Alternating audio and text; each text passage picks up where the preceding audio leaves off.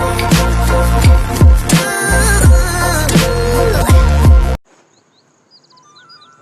दोस्तों एवं प्यारे विद्यार्थियों, स्वागत है आपका आपके YouTube चैनल विज्ञान कुंभ में। और मैं विजय यादव फिर से आपके सामने उपस्थित हूँ हिंदी व्याकरण की वीडियो लेकर। आज की वीडियो में हम हिंदी वर्ण भेद पढ़ेंगे। पिछली वीडियो में हमने वर्ण की परिभाषा और उसके भेद पढ़े थे। दो भेद होते हैं, नंबर 1 स्वर, नंबर 2 व्यंजन। आज हम उनकी डेफिनेशन और उनके भी उपभेद पढ़ेंगे। तो चलिए आप लोग तैयार हो जाइए अपनी कॉपी और पेन को साथ में लेकर। तो आइए शुरू करते हैं वर्ण एवं उसके भेद। पहले एक बार पिछली वीडियो में हमने वर्ण की परिभाषा प्रस्तुत की थी आपके सामने। दोबारा से हम रिवीजन करते हैं। तो वर्ण वे मूल ध्वनियां हैं जिन्हें हम और अधिक खंडित नहीं कर सकते, यानी तोड़ नहीं सकते, उन्हें हम वर्ण कहते हैं। कल एक स्टूडेंट ने पूछा भी था कि सर समझ में नहीं आया, तो मैं अगर उदाहरण से आपको स्पष्ट करना चाहता हूँ। देखिए, जैसे एक आपको ये मालूम है कि वर्णों के मिलने से शब्द बनता है और शब्दों के मिलने से वाक्य बनता है और वाक्यों के मिलने से एक भाषा का निर्माण होता है। जैसे कि इधर लिखा है राम, शब्द लिखा है राम। हम आपसे पूछे कि इस शब्द में कितने वर्ण हैं, तो क्या कोई विद्यार्थी कमेंट में लिख सकता है इस शब्द में, राम शब्द में कितने अक्षर या वर्ण हैं? तो शायद आप लोगों का जवाब गलत जाएगा, क्योंकि आप लोग सोचेंगे दो वर्ण हैं, रा और मा, जबकि ऐसा नहीं है। देखिए, हम इसको विच्छेद करके आपको बताते हैं और मूल ध्वनियां निकालते हैं। रा हलंत लगाएंगे प्लस रा में क्या है, बड़े आ का दंड, यानी मात्रा बड़े आ, तो उसे निकाल लेंगे बाहर। उसके बाद प्लस क्या है, माँ, तो मूल व्यंजन माँ में भी हमने बताया था आपको पहले कि व्यंजन स्वरों की सहायता से बोले जाते हैं, तो माँ में भी छोटा आ है। तो अब कुल कितने वर्ण हो गए, 1 2 3 4। तो राम शब्द में कितने वर्ण हैं, 4 वर्ण हैं। तो आप लोग समझ गए। तो ये सब क्या है, ये मूल ध्वनियां हैं। क्या है विद्यार्थियों, मूल ध्वनियां। तो देखिए, आपने देखा राम शब्द में हमने विच्छेद किया, तोड़ा, तो क्या अब हम और अधिक तोड़ सकते हैं? नहीं तोड़ सकते हैं ना। देख लीजिए, अब तोड़े नहीं, क्योंकि ये मूल वर्ण निकल आया, ये स्वर वर्ण निकल आया, फिर व्यंजन वर्ण निकल आया, फिर स्वर वर्ण निकल आया, तो हम नहीं तोड़ सकते हैं। तो यही इसकी परिभाषा थी वर्ण की, कि हम वे मूल ध्वनि है जिन्हें हम और अधिक विच्छेद या तोड़ नहीं सकते हैं, उन्हें कहते हैं वर्ण। तो वर्ण के 2 भेद होते हैं, नंबर 1 स्वर, नंबर 2 व्यंजन। आज हम स्वर के प्रकार पढ़ेंगे।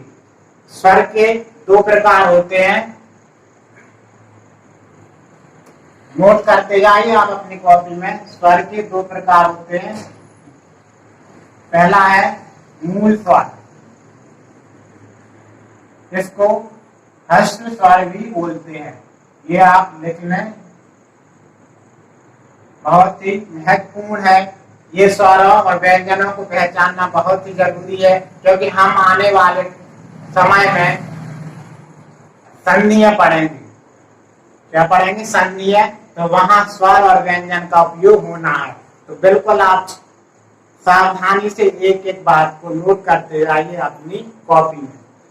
तो ये है। और दूसरा है क्या, संधि स्वर।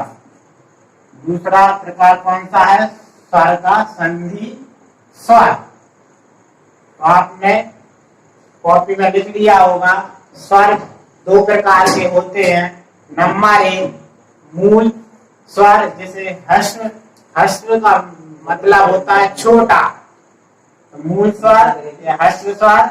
नंबर 2 संधि स्वर।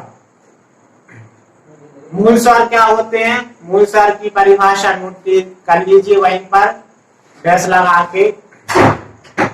जिन स्वरों को बोलने में कम समय लगता है, कम, उन्हें बोलते हैं मूल या ह्रस्व स्वर। जिन वर्णों को बोलने में या उच्चारण करने में कम समय लगता है उन्हें हम मूल स्वर कहते हैं।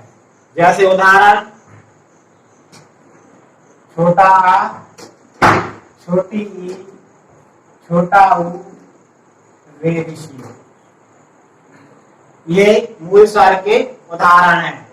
आप लिख लीजिए कॉपी में, छोटा आ, छोटी ई, छोटा ऊ और रे ऋषि, ये 4 मूल स्वर होते हैं। तो इस तरह से क्वेश्चन आता है कि मूल स्वरों की संख्या कितनी है, तो आप क्या बताएंगे? 4 होती है। ये लिखे हैं, आप बोल के ही बता सकते हैं, छोटा आ, छोटी ई, छोटा ऊ, रे ऋषि। तो आपने नोट कर लिया अपनी कॉपी में कि मूल स्वर के उदाहरण छोटा आ, छोटी ई, छोटा ऊ, रे ऋषि। अब संधि स्वर डैश लगा कर उसकी परिभाषा लिखिए। वे स्वर जो मूल स्वरों की सहायता से बोले जाते हैं संधि स्वर कहलाते हैं। संधि स्वर के भी 2 भेद होते हैं। नंबर 1 दीर्घ स्वर, नंबर 2 संयुक्त स्वर। संधि स्वर के भी 2 भेद होते हैं, दीर्घ स्वर, संयुक्त स्वर। दीर्घ स्वर की परिभाषा क्या होगी? वे स्वर जो सजातीय स्वरों के संयोग से मिलकर बने होते हैं। वे जो सजातीय मीन समान, एक समान स्वरों से मिलकर बने होते हैं। तो वे कौन कौन से हैं? बड़ा आ,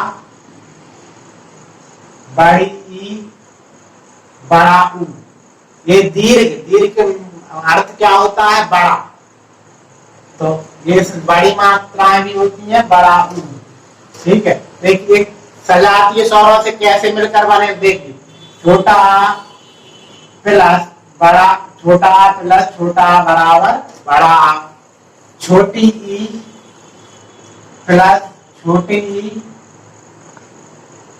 बराबर बड़ी ई, छोटा ऊ प्लस छोटा ऊ बराबर बड़ा ऊ। तो सजातीय स्वर है ना, समान, आ है और आ, छोटा आ है और छोटा आ, ये ना सजातीय समान स्वर। तो सजातीय समान स्वरों से मिलकर जो स्वर बने होते हैं उन्हें बोलते हैं दीर्घ। तो बड़ा बन गया, छोटी प्लस छोटी बराबर बड़ी बन गई, छोटा ऊ प्लस छोटा ऊ बराबर बड़ा ऊ बन गया। तो ये हुआ है सजातीय स्वरों से दीर्घ स्वर की परिभाषा। अब आइए संयुक्त स्वर की परिभाषा अपनी कॉपी में लिख लीजिए।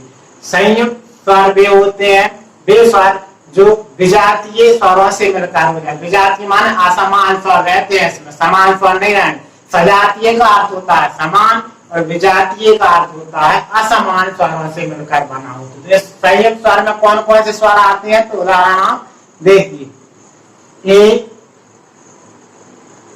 आई, ओ,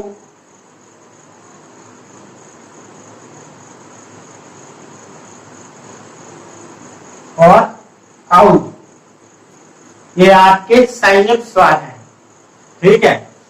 कौन कौन से हैं संयुक्त स्वर के उदाहरण? ए, आई, ओ, औ। अब हम परिभाषा के अनुसार देखते हैं विजातीय किन स्वरों से मिलकर बनाने के विजातीय स्वर कौन से हैं। तो ए मिलकर बना होता है छोटा आ प्लस छोटी ई या फिर बड़ी ई। दोनों में हो सकती है, एक छोटी ई भी हो सकती है और बड़ी ई भी हो सकती है, यानी मात्रा उसकी। और आई कैसे बना होता है? बड़ा आ प्लस छोटी ई और बड़ी। पीछे का सेम रहेगा, आगे छोटा आता, दूसरे आई में बड़ा आ होगा। ओ किससे मिलकर बना होता है? वो होता है छोटा आ प्लस छोटा ऊ और बड़ा ऊ, ये इसमें संयुक्त रहेंगे। और औ बड़ा आ प्लस छोटा ऊ और बड़ा ऊ से मिलकर बना होता औ। ये आपको संधियों में आने वाले हैं, इसलिए आप इन्हें बिल्कुल नोट कर लीजिए ताकि संधियां पढ़ते वक्त आप बिल्कुल समस्या में नहीं आएंगे। नो कंफ्यूजन जब हम संधियां पढ़ेंगे। तो ये संयुक्त स्वर है, तो हुए ना विजातीय, देखिए इस साइड आ है तो उस साइड क्या है, ई या बड़ी, तो समान थोड़ी है, असमान है ना, प्लस के साइड और उस साइड चारों में देखिए आप, तो इन्हें बोलते हैं विजातीय, विजातीय स्वर, इनसे मिलकर बने तो संयुक्त। तो हुए ना, देखिए 3 से मिल गए मैंने संयुक्त हुए हैं, तो इन्हें बोलते हैं संयुक्त स्वर। तो संयुक्त स्वरों की संख्या कितनी है, 4, ए आई ओ औ संयुक्त स्वर है। दीर्घ स्वरों की संख्या कितनी है, 3, कितनी है विद्यार्थियों, 3, बड़ा आ बड़ी। दीर्घ स्वर तो आप बहुत ही आसानी से समझ सकते हैं, दीर्घ माना बड़ी, तो बड़ी मात्रा वाले स्वर ही दीर्घ स्वर होते हैं ये। और लघु यानी कि मूल यानी ह्रस्व या छोटे स्वर है, बिना मात्रा वाले छोटे। तो उम्मीद करते हैं आप लोगों ने नोट कर लिया होगा इन स्वरों के भेद। तो विद्यार्थियों उम्मीद है कि आप लोगों ने नोट कर लिया होगा, और ये चार्ट भी आप अपनी कॉपी पे बना लीजिए ताकि याद रहेगा, ये चार्ट बहुत काम आएगा संधियों में। तो इस तरह से हमने जो पहला भाग था वर्ण व्याकरण का, उसमें हमने बताया थे कि स्वर कितने प्रकार के होते हैं, सॉरी स्वरों की संख्या कितनी है, 11। तो आप गिन लीजिए, 1 2 3 4, 4 1 2 3 4, 4 1 8 हो गए, 9 10 11, तो हो गए ना 11। एक बात और विद्यार्थियों, क्या है कि ऋषि एक ऐसा स्वर है जो हिंदी में शुद्ध रूप से प्रयोग नहीं किया जाता है, शुद्ध रूप से नहीं किया जाता। तो इसका अर्थ कैसे निकालता है, री में, इसका बोलने में उच्चारण कैसा होता है, री। जैसे आप बोले, आप इसके कुछ ही शब्द मिलते हैं हिंदी में, जैसे कि ऋतु लिखेंगे तो इस तरह से लिखते हैं ना हम, ऋतु। अब आप उच्चारण कीजिए ऋतु, तो फिर आगे क्या बोल रहा है, ऋतु। तो ऋषि का उच्चारण क्या हुआ, री हुआ ना, री। तो इस तरह से आप कंफ्यूज ना हो कि संयुक्त स्वर में रखना चाहिए, नहीं, इसे सिर्फ प्रोनाउंसिएशन या फिर उच्चारण के आधार पे आपको बोलने के लिए से मूल स्वर में रखा गया है, इसमें आप बिल्कुल भी कंफ्यूज नहीं हुए। तो उम्मीद है आपने ये सब नोट कर लिया होगा। तो आज के लिए इतना ही। यदि हमारा वीडियो पसंद आया है तो लाइक कीजिए और अपने अधिक से अधिक दोस्तों के साथ शेयर कीजिए और सब्सक्राइब कीजिए और बेल आइकन को प्रेस कर दीजिए। धन्यवाद।